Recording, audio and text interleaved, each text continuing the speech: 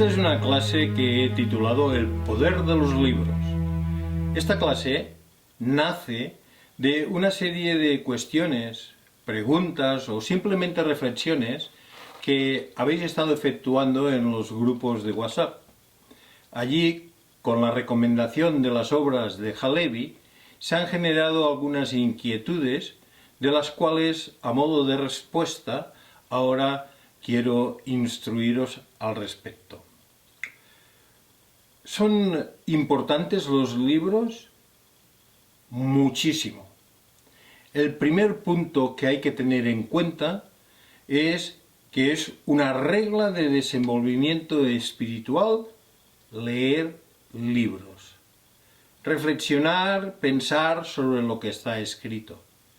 Los libros es un vehículo de transmisión del conocimiento y perduran durante eras, en unos modelos o en otros de mantenimiento de lo escrito.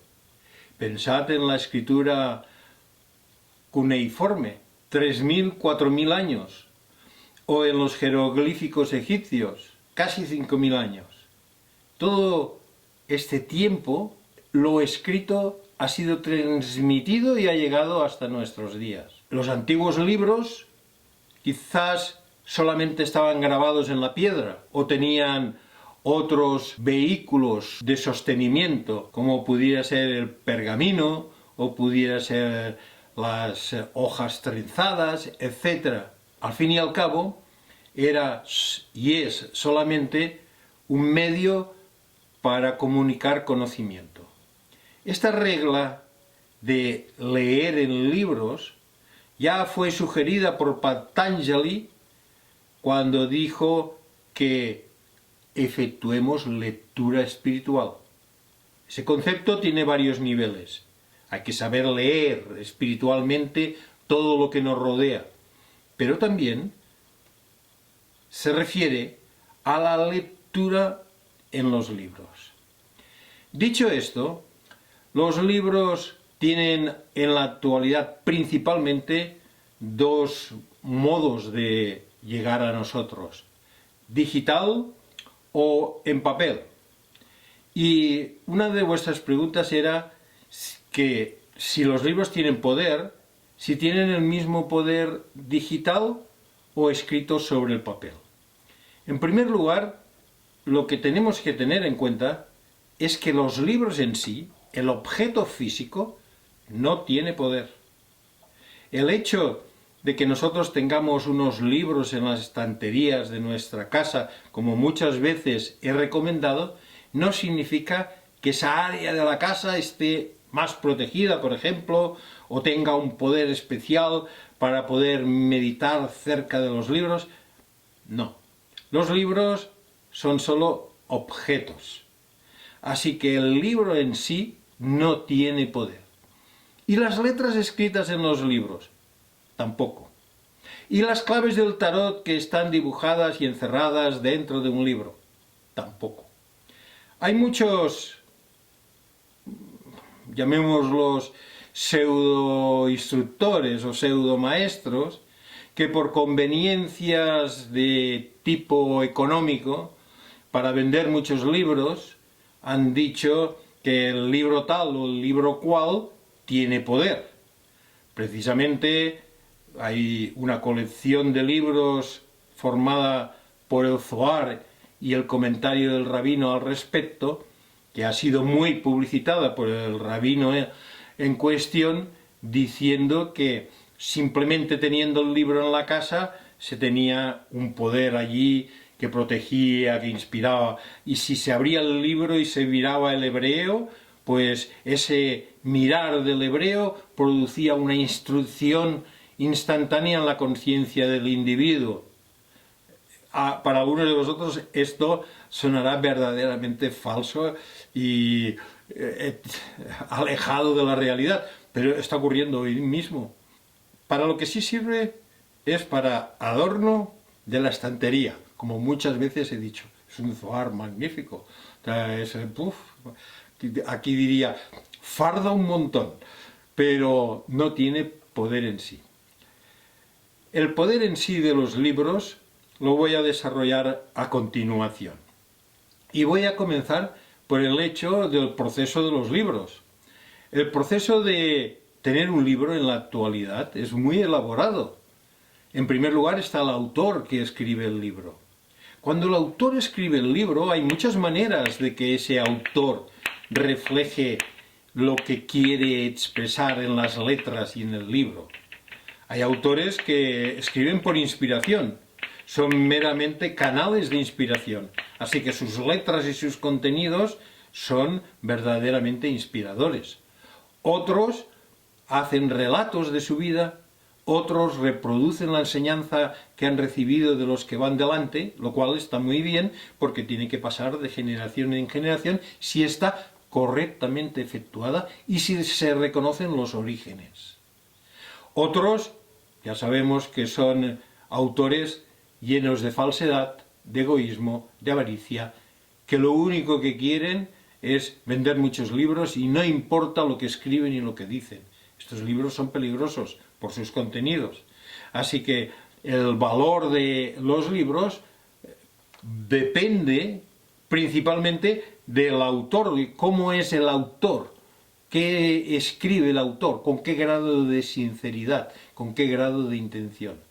Pero una vez el autor ha escrito el libro y pongamos que se lo han publicado en su idioma y queremos que ese libro llegue a, por ejemplo, a nuestro país y que esté editado en catalán o en castellano, entonces vienen partes muy importantes. Viene la parte del traductor. Traditore, traductore. El traductor muchas veces traiciona al autor. Escribe la traducción de lo que a él o a ella le parece que queda bien, pero no la intención de lo que ha escrito el autor. Os aseguro, tengo mucha experiencia en ello, que los traductores, en su mayoría, siempre hay traductores muy buenos, pero en su mayoría modifican la intención del autor. Gramaticalmente, formando la oración, no tiene nada que ver con lo que quería decir el autor. El autor quería hablar de un plano y ellos lo colocan en otro. El autor quería referirse a una experiencia y ellos interpretan que es otra. Así que las traducciones modifican el libro y hay que ir con mucho cuidado que estén bien traducidas. Nosotros, como editorial, revisamos las traducciones, no queréis saber cuántas veces. Adriana se lee el libro una vez, otra vez, el que os habla, y aún así se nos van muchos errores y muchas faltas y muchos conceptos que no llegamos a veces a detectar. Por lo cual, siempre hay que tener en cuenta en qué idioma estaba el original. El autor dijo la palabra inglesa de entendimiento, porque esto parece que viene de la esfera de Binah. ¿Por qué el traductor ha puesto comprensión, que es de la esfera de Jod? Esto muy, muy típico, muy frecuente. Pero una vez el autor y el traductor ya están, digamos, cubiertos, cumplidos, entonces viene el diseño, viene la maquetación, viene el tener que escoger el tipo de papel, el tener que ver el color. La elección del tipo de papel de la que está hecha un libro es muy importante, no solo por considerar el producto que sea lo más ecológico posible, que dañe lo más posible menos, o sea, lo menos posible el entorno y se haya fabricado exento de cloro, por ejemplo, y otros conceptos que son importantes. Pero también viene aquel hecho de que sea agradable. El diseño de la letra sea de buena lectura, sea de fácil discurrir de la mirada y el papel tenga un buen tacto. Hay editoriales que son preciosas en la edición de sus libros. Libros que el que os habla a veces los ha comprado solo por tocarlos y tenerlos, aunque el interior no es tan interesante. Nosotros intentamos, dentro de nuestras posibilidades, que el tacto, el diseño de la portada y la maquetación sea de los más altos estándares posibles, según nosotros, según nuestra capacidad de una pequeña editorial. Esto es importante en el aspecto del libro, pero tened en cuenta que a veces los autores traducen de otros autores antiguos, de otros idiomas. Es importante esa primera traducción del original en el que ha escrito el libro. Por ejemplo, Lai, que traduce obras en hebreo antiguo, de los autores de la península ibérica, de la Edad Media o del sur de Francia, dice, por ejemplo, en el caso de Abulafia, que él se sintoniza tanto con el autor y con lo que el autor quería decir, que al final siente como que el autor original le está hablando directamente del sentido, y a veces hasta lo rectifica en lo que está escribiendo. Fijaros el nivel de conexión telepática con una forma de pensamiento que dejó viva el autor cuando escribió el libro. Esto es muy importante para nosotros cuando leemos un libro. Ahora, ya tenemos el objeto, ya tenemos el libro, ya lo hemos comprado y ya está en nuestras manos. Hemos de saber leerlo yendo más allá de lo escrito. Lo escrito nos da un nivel de comprensión, pero nosotros hemos de buscar la intención del autor. ¿Qué estuvo intentando comunicarnos aquí el autor? Porque ese libro tiene una forma mental. No es que el autor esté detrás, el autor puede que esté reencarnado y sea vuestro vecino de arriba, o esté en Sudáfrica, o sea, no penséis eso, que el autor está ahí, pero sí está una forma mental, una energía viva, con los conceptos, inquietudes, con la característica de la intención de lo que el autor quiso transmitir. Y esto, para contenidos espirituales, es muy importante que nos sepamos sintonizar. En ese caso, el libro tiene poder, pero tiene poder porque es nuestra conciencia la que extrae el poder de ese vehículo del libro, no porque el libro tenga poder en sí mismo, porque el libro quieto no es capaz de hacer nada. Es nuestra conciencia la que se sintoniza y extrae esa energía que puede llegar a ser muy iluminadora, influyente, sugestiva, que puede llegar a marcarnos el rumbo de nuestra vida en gran medida, porque fue escrita con esas intenciones. Este concepto es de extrema importancia. Partiendo de este concepto, los libros se han considerado sagrados, por el hecho de que son vehículos y son conductores que llevan a lo que acabo de explicar, a la genialidad viva que permanece de ese autor. En ese concepto, sí que el libro, como he dicho antes, es un soporte de energía. Y por esto, en muchas religiones se considera a los libros sagrados y se les da un respeto, un cuidado. Pero no hay que caer en el fanatismo de que es el objeto del libro en sí, sino que es lo que el libro es capaz de proveer. Así, en algunas religiones, por ejemplo en el judaísmo, los libros sagrados, la Biblia o la Torá, etc., no se destruyen cuando están viejos, sino que se encierran en armarios y se emparedan y forman lo que se ha llamado las genizá, que en una sinagoga o en una casa de estudio quedan encerradas en el edificio y pueden pasar siglos hasta que alguien, al destruir esa pared o al renovar el edificio, encuentra esta genizá, lo cual es un tesoro de obras vivas que no se usan, no han sido leídas desde hace 200, 300, 400 años. ¿Qué es una genizá? es un escondrijo para la conservación de los libros, de los escritos religiosos y objetos sagrados, que por viejos o deteriorados ya no se utilizan. Según la tradición judaica, cualquier fragmento de pergamino o tela que contengan el nombre de Dios no debe ser destruido. Salomón Schetter encontró un archivo lleno de textos y fragmentos, principalmente de los siglos IX al XIII, escondidos en una Genizá, en la sinagoga de Ben Ezra, en el Cairo. Se hallaron unos 250.000 documentos que se llevaron rápidamente para su estudio y conservación a la biblioteca de la Universidad de Cambridge. Con esto ya quiero finalizar esta pequeña charla sobre los libros haciendo un anexo.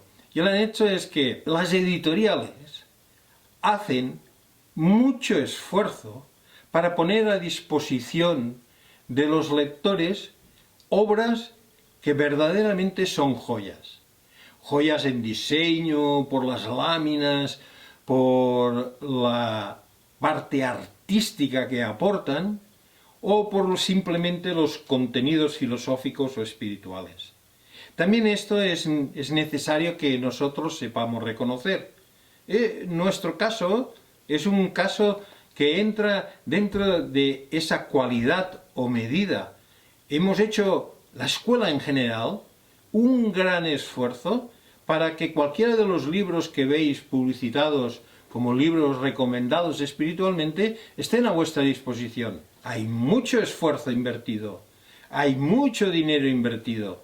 Así que cuando uno compra un libro, contribuye también a que se vayan editando y publicando nuevos ejemplares, que autores encuentren quien les publique sus obras, autores reconocidos, autores de valía. Nosotros, en Escuelas de Misterios, tenemos una lista enorme de autores que están esperando a que les podamos publicar algo. No es que tengan un compromiso cerrado con nosotros, pero nadie les publica porque estos contenidos son contenidos especializados para una élite cultural, una élite espiritual. Y nosotros que formamos parte de esta élite, hemos de saber que también, que cuando compramos un libro, estamos ayudando al respecto. Lo último que quiero decir es que estos contenidos, este tacto, el olor del libro, el tenerlo, el disponer de él, en los contenidos digitales, el ebook, se pierden. En el contenido digital es más difícil entrar en el sentido del autor, del que ha escrito, del que ha hecho la palabra por palabra. No quiere decir que no se acceda, pero el entorno es muy distinto. Desaparece gran parte del arte y desaparece gran parte de la intención de todos los que han participado en este proceso. Así que mi recomendación es que compréis los libros de papel, que además tengáis el formato digital por si algún día lo queréis buscar, que es muy fácil de buscar. Búscame la palabra alegría y entonces el documento en PDF o en Word, esto es muy valioso en los contenidos digitales. En un libro es ya una cosa distinta, pero el valor que, como decíais alguno de vosotros, de tener un libro sobre la mesita de noche y hacer una última lectura o hacer una lectura mientras vamos en el tren o algo parecido mientras viajamos, es extremadamente importante. Así que tened en cuenta todos estos conceptos y tened, sobre todo, una buena lectura. Gracias. Shalom.